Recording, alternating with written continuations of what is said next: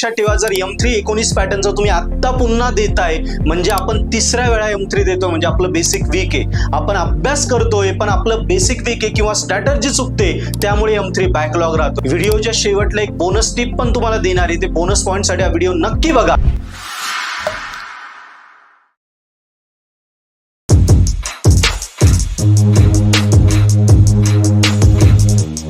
मित्रांनो, M3 2019 pattern computer department, CSD, CS, AIML आणि IT या सगळ्या ब्रांचसाठी 2019 पॅटर्नचा M3 जो आता इनसेमचा पेपर आहे त्याची लास्ट मिनिट प्रिपरेशन स्ट्रॅटर्जी मी देतोय. मित्रांनो, लक्षात ठेवा, जर M3 19 पॅटर्नचा तुम्ही आत्ता पुन्हा देताय म्हणजे आपण तिसऱ्या वेळा M3 देतो, म्हणजे आपलं बेसिक वीक आहे. आपण अभ्यास करतोय पण आपलं बेसिक वीक आहे किंवा स्ट्रॅटर्जी चुकते, त्यामुळे M3 बॅकलॉग राहतोय. सो मित्रांनो, त्यामुळे आता मी एक प्रॉपर स्ट्रॅटर्जी देणार आहे, त्या स्ट्रॅटर्जीने अभ्यास करा जेणेकरून M3 तुमचा शुअर शॉट यावेळी आपण गॅरंटेड काढू. आणि हो, व्हिडिओच्या शेवटला एक बोनस टिप पण तुम्हाला देणार आहे, ते बोनस पॉइंट साठी हा व्हिडिओ नक्की बघा जेणेकरून तुमचा M3 गॅरंटेड स्कोरिंग होईल. सो सुरू करूया आपण. लक्षात घ्या, आपला पहिला जो M3 ला युनिट आहे LD, त्याच्यावरती क्वेश्चन नंबर 1 आणि 2 असतो, त्याच्यात दोन बीट असतात A आणि B.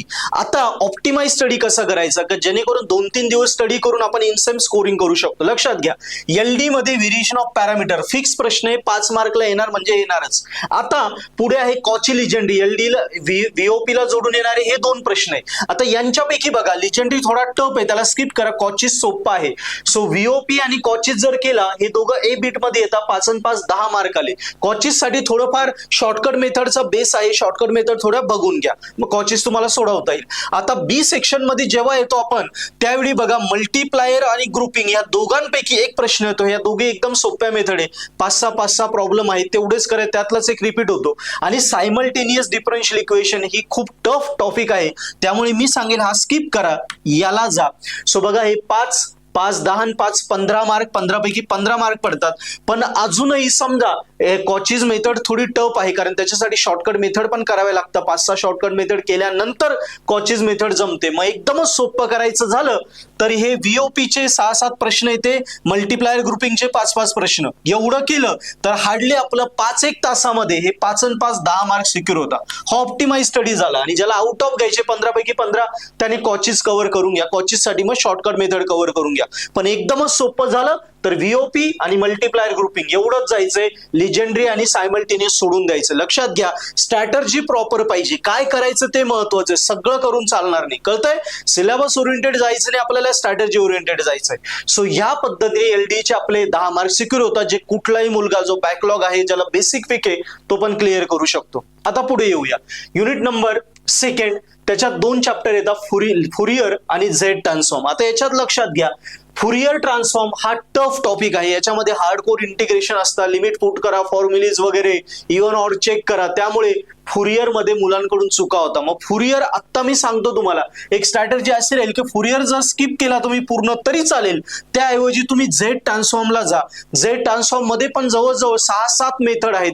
आता मी जसं इथे LD मध्ये सांगितलं होतं, LD मध्ये एकूण मेथड किती? 11 पैकी किती घेतले आपण? 1 2 3 4 4च घेतल्या, 15 मार्क पडतात. आणि 11 पैकी ही सोडली, 1 2 3, 11 पैकी 3 घेतल्या तर 10 मार्क पडताय, बरोबर. बाकी 8 मेथड आपण सोडून दिल्या. तसंच फुरियर तर पूर्ण स्किप केला. आता झेड वर आलो आपण. झेड मध्ये लक्षात घ्या, झेड मध्ये पण जवळजवळ 8 टाईप आहे. 8 पैकी फक्त मी 2च टाईप घेतले, पार्शियल फ्रॅक्शन आणि डिफरन्शियल इक्वेशन. हे दोघं एकमेकांच्या सोबतच येतात 5-5 मार्कला. इथे पण 15 पैकी 10 मार्क आपले सिक्युअर होऊन जातात. बघा, हे आहे झेड ट्रान्सफॉर्म मधला झेड इनव्हर्स ट्रान्सफॉर्म चॅप्टर. हा झेड इनव्हर्स म्हणजे आपण झेड पण पूर्ण स्किप केलाय. झेड मधला 2nd चॅप्टर जो आहे झेड इनव्हर्स ट्रान्सफॉर्म, त्याच्यामधल्या ह्या 2 मेथड आहे, पार्शियल फ्रॅक्शन आणि डिफरन्शियल इक्वेशन. या दोघी एकदम सोप्या आहेत, त्या जोडूनच येतात, 5-5 10 मार्क देऊन देतात. आणि हो, ज्याने पार्शियल फ्रॅक्शन केली त्याला डिफरन्शियल इक्वेशन आपोआप जमते, कारण डिफरन्शियल इक्वेशन मध्ये पहिली स्टेप फॉर्म्युलाने सोडवली का प्रॉब्लेम ट्रान्सफॉर्म होतो पार्शियल फ्रॅक्शन मध्ये, आणि पुढे पुन्हा पुढच्या सगळ्या स्टेप पार्शियल फ्रॅक्शनने सोडवावं लागतं. म्हणजे ही मेथड एकदा आणि एकदा 2 वेळा यूज होते. त्यामुळे ह्या दोघी करा, इथे 10 मार्क फिक्स होता. आणि ज्याला 15 पाहिजे तर मग त्याला फुरियर मध्ये अजून काही पॉईंट करावे लागतील, मग त्याचे 15 होतील. 15 आणि 15 30 पडतील. आणि जर आपल्याला फक्त ऑप्टिमाइज स्टडी करायचा आणि 20 मार्क कन्फर्म करायचे, पासिंग सिक्युअर करायचे, कारण गोल्डन मध्ये क्रिटिकल मध्ये पेपर येते, इकडे व्हीओपी मल्टिप्लायर ग्रुपिंग 10 मार्क, इकडे फुरियर स्किप, झेड मध्ये पार्शियल फ्रॅक्शन आणि डिफरन्शियल इक्वेशन 10 मार्क झाले. आता तुम्हाला जर वाटतंय मित्रांनो की फुरियर पण सर आम्हाला सांगा की जो एकदम सोपा आम्ही आउट ऑफ मार्क घेऊ शकतो, तो मित्रांनो फुरियर कॅल्सीवर सगळा सोडवता येतो. आणि कॅल्सीवरच्या ट्रिक जर समजल्या तर याच्यापेक्षा फुरियर सोपा आहे. पण त्या ट्रिक मी तुम्हाला कधी सांगेल, जर तुम्ही या व्हिडिओला 1000+ लाईक आले तर मी नक्की फुरियरची कॅल्सी ट्रिक सांगेल. त्याने फुरियर मिनिटात सॉल्व्ह होईल, याच्यापेक्षा सोपा जाईल आणि तुम्हाला फुरियरलाच पूर्ण आउट ऑफ मार्क पडून जातील. सो नक्की 1000 लाईक झाले पाहिजे, टार्गेट तुमचं आहे. ओके, सो व्हिडिओला आपण समराईज करूया काय काय मी दिलं. पहिल्यांदा पहिल्या युनिटमध्ये फक्त आपल्याला 3 मेथड करायचे, 11 पैकी 3च मेथड, व्हीओपी मल्टिप्लायर ग्रुपिंग, बाकी सगळं सोडून द्यायचं. 10 मार्क कव्हर झाले.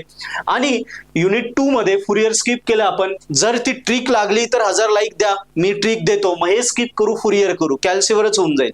आणि नसेल तर मग ऑब्विसली फुरियर स्किप करा, झेड वर या, झेड मध्ये झेड इनवर्स, त्याच्यात पार्शियल फ्रॅक्शन आणि डिफरन्शियल इक्वेशन 10 मार्क. या पद्धतीने 20 मार्काचा कॉन्टेंट आहे. एवढा स्टडी करा, आउट ऑफ मार्क पडतील. आणि हो, मागचे सगळे 7-8 जे पेपर आहेत सगळे सॉल्व्ह करा. एंडसेमचे 8 असतील, इनसेमचे 4 पेपर असतील, सगळे मी पर्पल ॲपवर सॉल्व्ह करून दिले. पेपरचं अनालिसिस दिले पीवायक्यूचं, आणि पीवायक्यू विथ सोल्युशन दिले आहे पर्पल ॲपवर. प्लस हे सगळे जे पॉईंट दिले हे सगळे मराठीत शिकवले, कॅल्सी ट्रिकवर एकदम सोप्या पद्धतीने शिकवले. सो मी पुन्हा एकदा तुम्हाला सजेस्ट करेल, M3 जर क्रिटिकलला 3 वेळा दिला निघत नाहीये ना, पर्पल ॲप ऍप्लिकेशन डाउनलोड करा, लिंक डिस्क्रिप्शन मध्ये. मी M3 शिकवलाय मराठीमध्ये कॅल्सी ट्रिकवर सोप्या पद्धतीने with all PYQ solutions. So माझ्यासोबत M3 करा. M3 सोपा इतका वाटेल की आयुष्यात M3 टेन्शनच जाईल. आणि हा M3 आपला लास्ट अटेम्प्ट असेल, म्हणजे 100% गॅरंटी देतो. आता सध्या ऍप डाउनलोड करून हे 5 मार्काचं मी फ्री दिलंय. एवढं लेक्चर बघून घ्या आणि आवडलं तर सबस्क्रिप्शन घेऊन टाका. M3 आपण क्लिअर करून देऊ. Best of luck.